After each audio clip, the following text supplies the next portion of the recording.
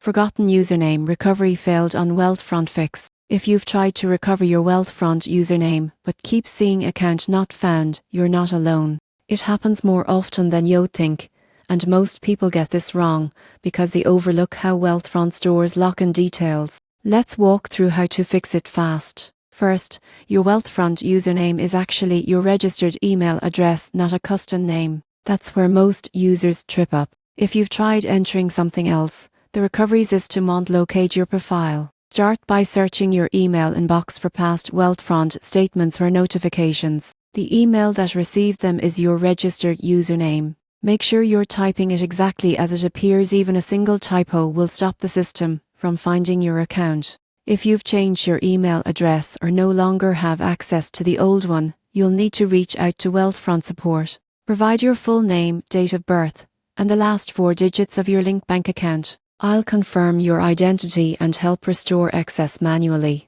Next, try clearing your browser cache or reinstalling the app. Sometimes cached data creates login conflicts that make recovery attempts fail. Logging in through a desktop browser instead of the mobile app can also reset the recovery process successfully. Finally, if you use a password manager, check it for your saved credentials. It might have stored the original email you used when signing up.